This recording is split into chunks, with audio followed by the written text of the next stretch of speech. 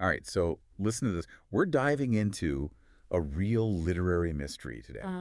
One that could rewrite history as we know it. Whoa. We're talking about a book called Micro-cosmography. Okay. Published way back in 1628. It was a huge hit, full of these witty, insightful character sketches. Interesting. But here's the thing. What's that? It was published anonymously. Oh, anonymously. So for over a century, everyone was wondering who wrote this. Right. Who wrote this thing? Exactly. And eventually, this scholar named John Earle got the credit. But now there's this video by Bastian Conrad, and it's throwing a real wrench in that whole theory. Yeah, Conrad is basically saying, what if Shakespeare wrote it? Shakespeare! I know it sounds a little crazy at first, but hear me out. Okay. Okay, because the publisher, Edw.Blount, is a key figure here. Yeah. He published both the First Folio of Shakespeare's plays and Micro-cosmography. Huh. So he's like the common thread. Exactly. Interesting. Is Blount the key? Yeah. Who unlocks this mystery? That's the question, isn't it? He's the common thread. Yeah. Linking Shakespeare's known works to this anonymous bestseller. Yeah. It really makes you think. It does, doesn't it? It's a really compelling argument. Yeah. If you think about it, Micro-cosmography went through multiple editions with all these updates and changes along the way. Yeah. It wasn't just a one-off thing. You know, the author was clearly invested in this book. Totally. And the question is, was a young John Earle, relatively unknown at the time, really capable of that level of literary sophistication? That is a great question. Yeah. And let's not forget. Yeah. The anonymous author insisted on absolute secrecy. Oh, wow. Like total secrecy. What if it was someone famous? Someone like Shakespeare? Okay. Who needed to keep their identity hidden. Yeah, keep it under wraps. Right. Interesting. The video points to a few intriguing clues. One, the author uses a lot of Latin and Greek references, which suggests a really high level of education, which we know Shakespeare had. Right. And then there's the author's deep understanding of psychology. Okay. The way they portray characters. Yeah. Positively and negatively. It's like looking at a mirror of Elizabethan society, but with this sharp, witty edge. I was just thinking, it kind of reminds me of how Shakespeare creates characters in his plays. Exactly. Complex, flawed. Oh, so human. And Conrad's research even suggests that Shakespeare might have used pseudonyms throughout his career. Wow, really? There's this whole pattern of hidden authorship, you know, in that era. Right. And it just raises all these questions about who was really behind some of those works. Okay, hold on. We're getting into some serious literary detective work here. I know, right? This is getting really interesting. I'm starting to see the connection. Yeah. So what's the strongest piece of evidence in the video? Yeah. What really points the finger at Shakespeare? Conrad really focuses on this elegy, written on the death of Francis Beaumont, who was a fellow playwright and a close friend of Shakespeare. Right. And this elegy was attributed to John Earle. Okay. But the style and the content, it's so much more consistent with Shakespeare's voice and life experiences. Right. It's almost as if Shakespeare is speaking directly through this poem. Wow. Mourning the loss of a dear friend. Wow. Are you saying Beaumont himself? Yeah. Might have been. It's possible. Another one of Shakespeare's pseudonyms. It's one of the possibilities. That's a wild thought. It is pretty wild. But okay, so the video's central argument is that microcosmography offers this unique window into the author's personality. It's almost like a hidden autobiography woven into these character sketches. Interesting. Yeah, there's this passage at the end of character portrait number 23. A mere complemental man. Right. And the author suggests that they identify with all the characters. Oh, wow. In the book. It's like they're saying, I'm all these people. Right. I understand them from the inside out. It's deep. Deep, man. It points to such a complex, multifaceted individual capable of inhabiting this vast range of human experiences. And who better to fit that description than Shakespeare? The master of human drama. All right. Yeah. You've laid out a pretty compelling case so far. Thanks. But before we go any further, I think we need to take a closer look. At microcosmography itself. Okay. What's the big idea behind this book? Sure. What makes it so unique? Yeah. And why has it resonated with readers for centuries? Well, micro-cosmography is all about this idea of the microcosm, where each person is like a reflection of the whole world. This was a big idea back then. And it shows up in both Shakespeare and micro-cosmography. So you're saying that this concept of the microcosm could be another link between Shakespeare and the anonymous author. It suggests this shared intellectual framework, a way of seeing the world and understanding human nature that connects these two works. It's fascinating. And the more we delve into the specifics, the more those connections become apparent. All right, let's do it. Okay. I'm ready to dive into those specifics and see if this theory holds up. Yeah. Under closer examination. Let's do it. So you're intrigued by this idea of the microcosm. Yeah, I am. Well, microcosmography is full of examples of it. It's not just abstract philosophy, you know? Right. It's about how that philosophy plays out in the everyday lives of real people. You're making me really want to read this book. You should. What kind of characters are we talking about here? Okay, so picture this. Right. You've got the child. Okay. Full of wide-eyed wonder and this boundless energy.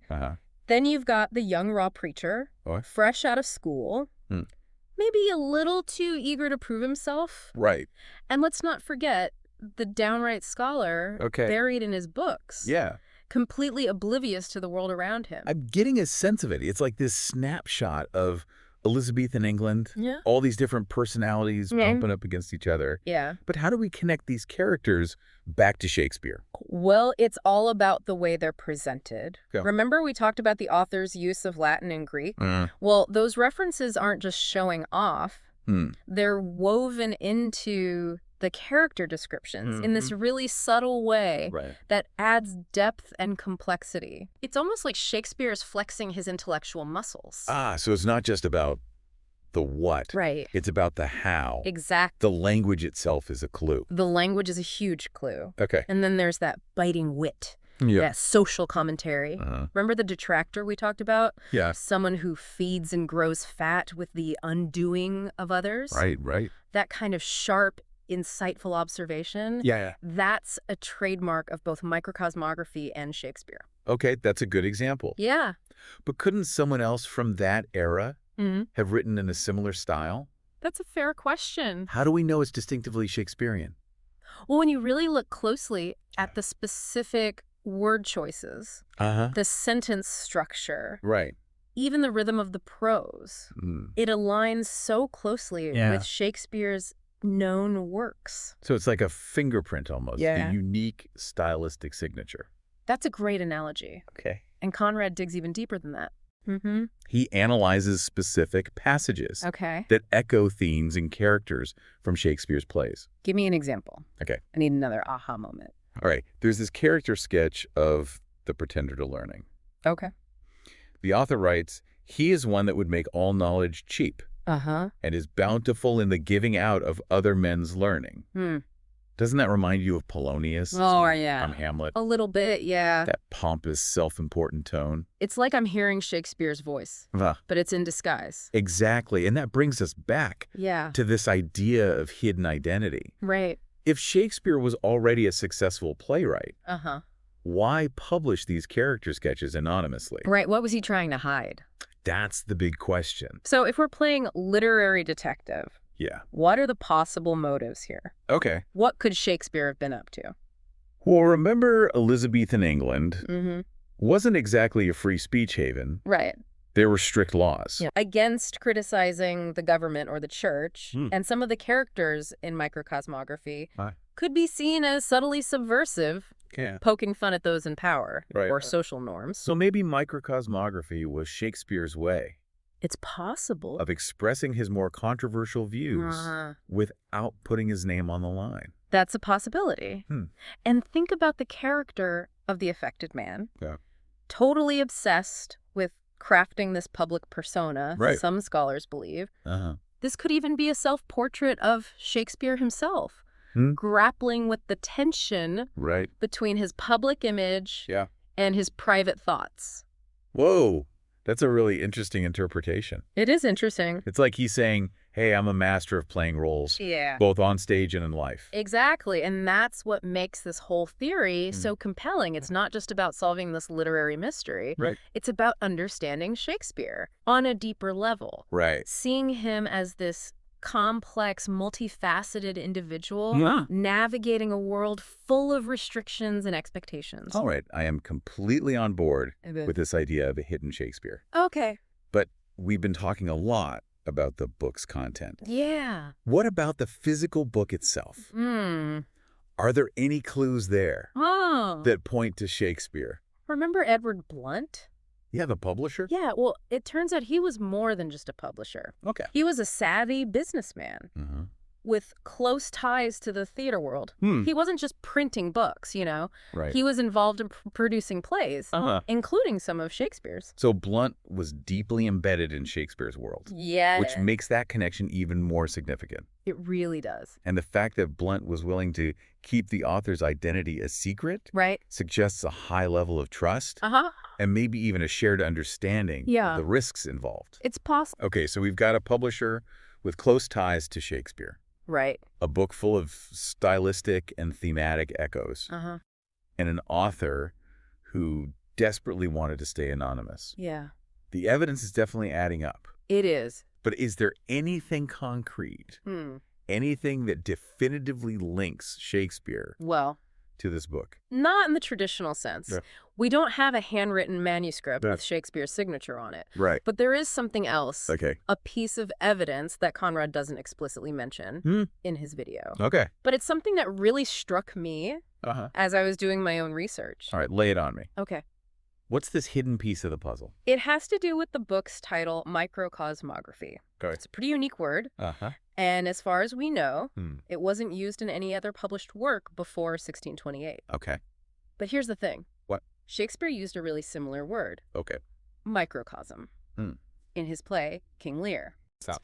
Written years before Micro-cosmography was published. Hold on. Are you saying that Shakespeare might have coined the term? It's possible. That eventually became the title of Micro-cosmography. It's circumstantial, of course. Yeah. But it's a very intriguing detail. It is. It adds another layer to this whole mystery. It's a pretty direct connection. Yeah. I mean, if he came up with the word, basically. Yeah, and it suggests that the author of Micro-cosmography was not only familiar with Shakespeare's work, but also deeply engaged with the same philosophical ideas that Shakespeare was exploring in his plays. That's really interesting. This is blowing my mind. I know it's a lot to take in. So we've got the shared term, the publisher connection, the stylistic similarities, the hidden identity. It's all starting to come together. It is pretty compelling. But let's be real. Okay. We're dealing with a theory here. Not a smoking gun. Right. What would it take to definitively prove that's a great question. that Shakespeare wrote Micro-cosmography? Well, the Holy Grail would be a handwritten manuscript with Shakespeare's signature on it. Right. But those are incredibly rare. Yeah, you're not going to find that just lying around. So short of that, there are other avenues of research that could shed more light on this mystery. Yeah, like what? For example, analyzing the paper and ink used in the first edition of Micro-cosmography. Okay. Comparing it to other books printed by Edw.Blount. Could reveal some interesting connections. Right, potentially. Yeah. What about handwriting analysis? Oh, yeah, I mean, could experts compare the handwriting in Micro-cosmography to known samples of Shakespeare's handwriting? That's certainly a possibility. Okay. Although Elizabethan handwriting was highly stylized. So it might be really difficult to get a conclusive match. Right. But there are other approaches, like using linguistic software to analyze the vocabulary and sentence structure of Micro-cosmography, comparing it to this vast database of Elizabethan texts. So we're like entering the world of forensic linguistics here. Exactly. Using technology to solve a literary mystery. That's what it is. That's pretty cool. It's pretty amazing. And who knows what other discoveries might be waiting for us. As new technologies and research methods emerge. It's an exciting time to be doing this kind of research. This is a mystery that could continue to unfold. I think so. For generations to come. Definitely. All right, so we may never know for sure Uh-huh.